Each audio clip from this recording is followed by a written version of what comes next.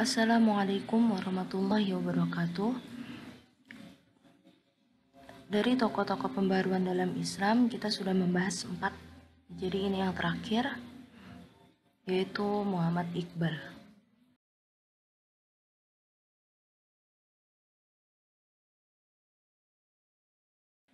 Bisa kita lihat di sini tokoh-tokoh pembaruan Islam.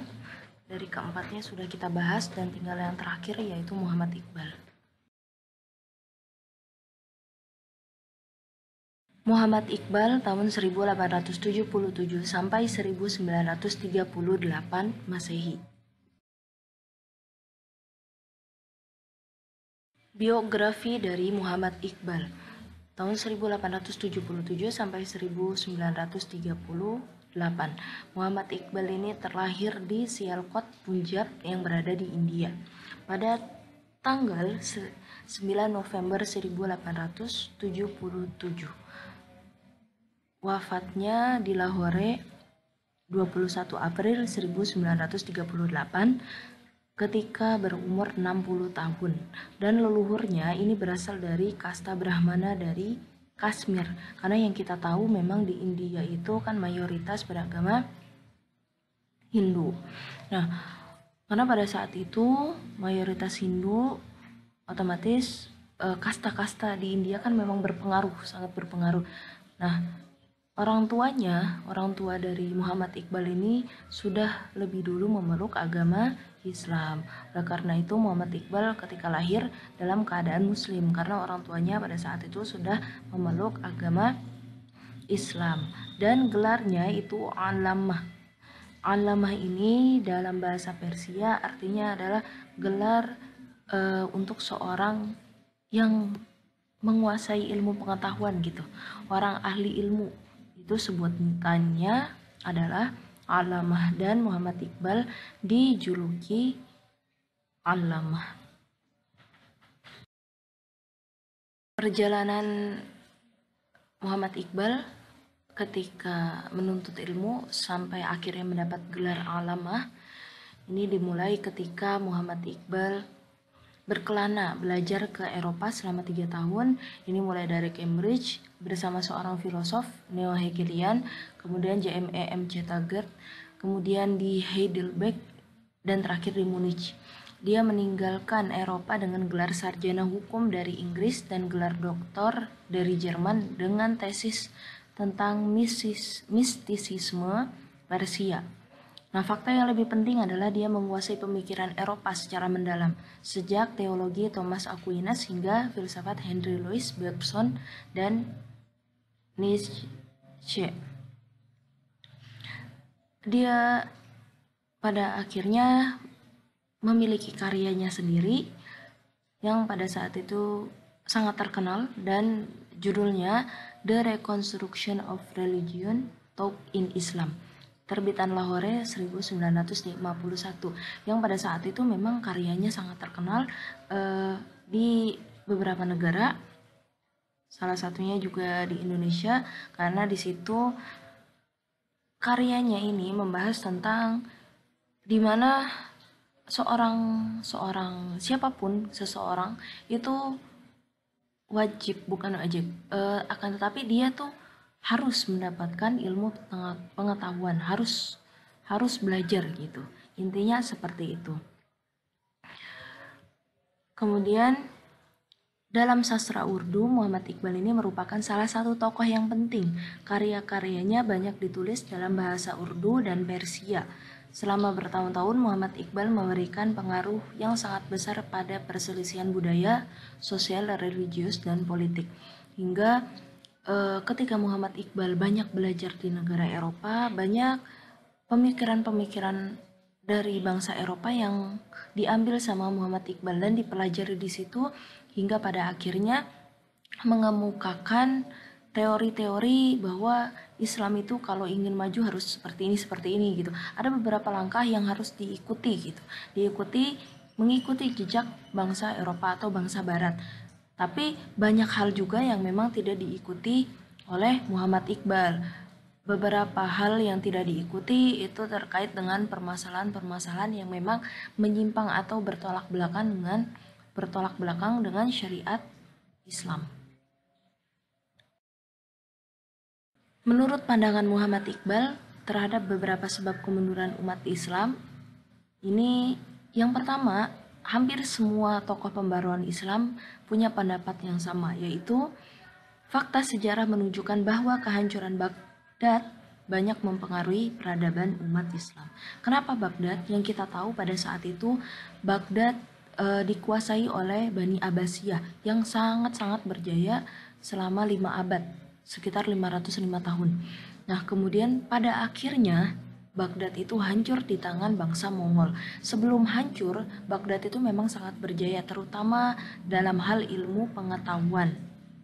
Nah, karena pada saat itu Baghdad sangat maju, sangat jaya dalam hal ilmu pengetahuan, hingga bangsa Barat itu merasa, oh, umat Islam itu sedang berada di ambang kejayaan atau masa keemasan. Sedangkan bangsa Barat pada saat itu di ambang kehancuran, ambang lemahnya, atau di ambang atau masa kegelapan bagi bangsa Barat.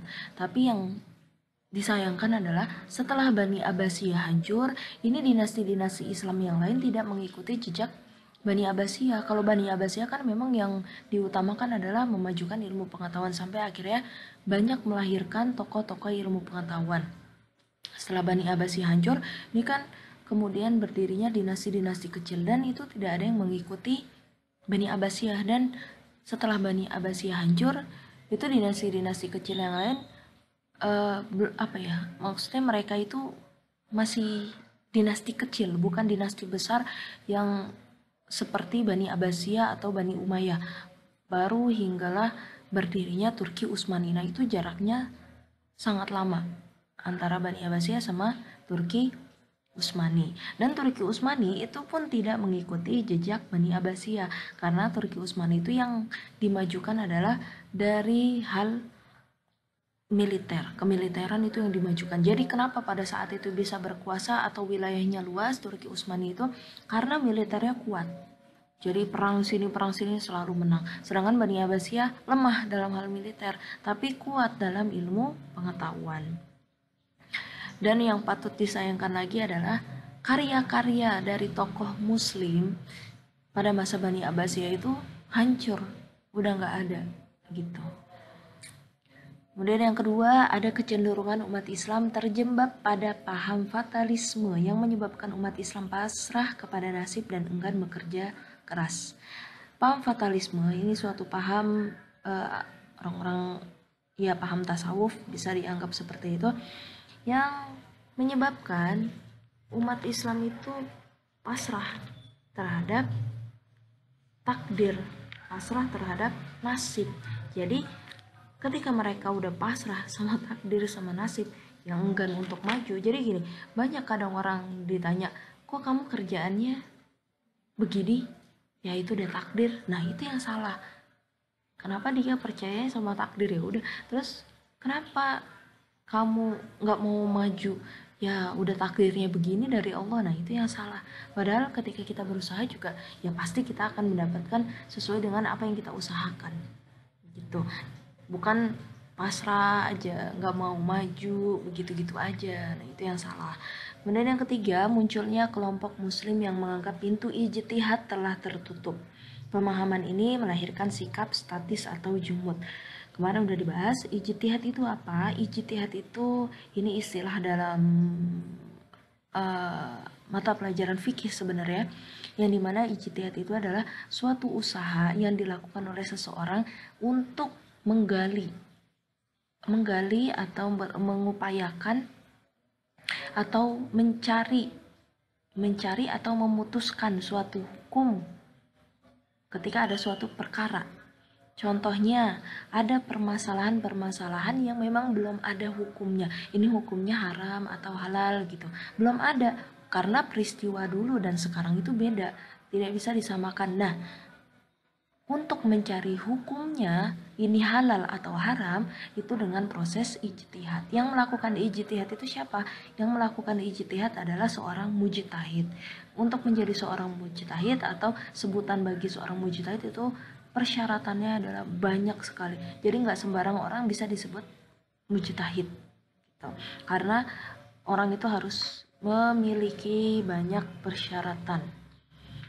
Nah, karena pada saat itu kelompok muslim menganggap pintu ijtihad itu tertutup, oleh karena itu ya udah mereka itu melahirkan sikap jumud atau sikap statis yang nggak mau maju. Contohnya gini, kita zaman udah berkembang ya kan, kemudian kita teknologi udah berkembang. Ketika banyak teknologi berkembang, otomatis kan itu butuh suatu hukum atau butuh atau memerlukan suatu ijtihad. Tapi kalau umat Islam yang nggak mau, ya udah pokoknya itu mengharamkan. Oh nggak boleh kita pakai HP, oh nggak boleh kita pakai laptop, karena dia nggak mau berpikir ini boleh atau enggak. Mereka nggak mau melakukan ijtihad, jadi ya udah gitu-gitu aja gitu. Mereka pengennya kita mengikuti apa yang dilakukan oleh Rasulullah gitu.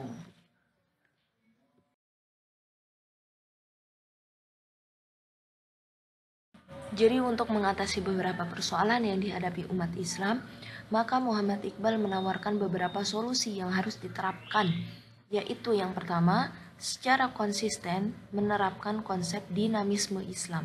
Jadi umat Islam harus membangkitkan kembali tradisi keilmuan. Ini di bawahnya pengertian dari dinamisme artinya adalah tidak berhenti. Sedangkan menurut istilah, dinamisme adalah suatu aktivitas yang didasarkan pada kesadaran untuk selalu berubah secara positif untuk mengikuti perkembangan zaman. Karena itu, dinamisme sebagai tuntutan untuk memberdayakan umat. Berarti dinamisme bisa dikatakan kebalikan dari jumud, sikap jumud yang artinya statis. Dan yang kedua, hukum Islam tidak bersifat statis atau jumud, tetapi dinamis dan berkembang sesuai dengan perkembangan zaman. Karena mau bagaimanapun kita nggak bisa di situ-situ aja, karena perkembangan zaman itu pasti selalu berubah setiap tahunnya. Kemudian yang ketiga, intisari hidup adalah gerak. Dinamisme Islam yaitu dorongannya terhadap umat Islam supaya bergerak dan jangan tinggal diam.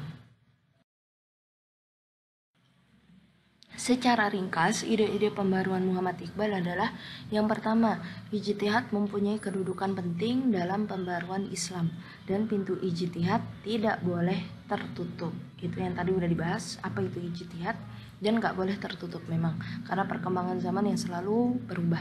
Kemudian yang kedua, kemunduran umat Islam disebabkan oleh kebekuan dalam berpikir.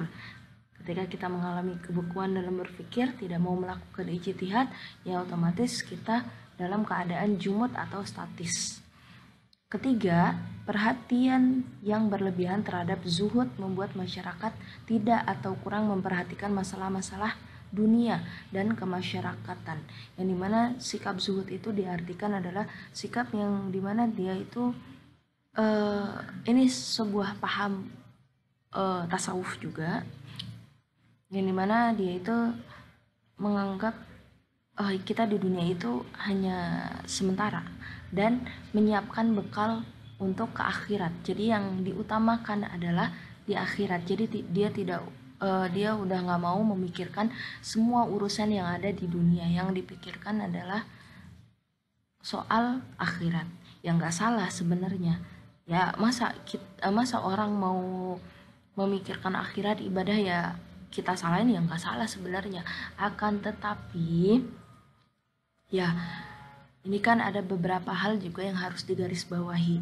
Boleh bersikap zuhud gitu, akan tetapi ya kita juga di dunia juga butuh butuh makan ya kan. Untuk ibadah butuh makan. Nah kita mau makan dari mana, otomatis harus bekerja ya enggak. Nah itu. Nah, kemudian yang keempat, umat Islam harus menguasai sains dan teknologi yang dimiliki oleh Barat. Ini sebenarnya untuk mengikuti perkembangan yang ada di bangsa Barat. Jadi agar kita tidak tertinggal, otomatis kita harus mengikuti perkembangan teknologi yang sudah dikembangkan oleh bangsa Barat. Ya contoh kecilnya ketika daring kayak gini, ya kalau nggak ada teknologi ya kita bingung juga. Gimana caranya gitu kan? Itu dia.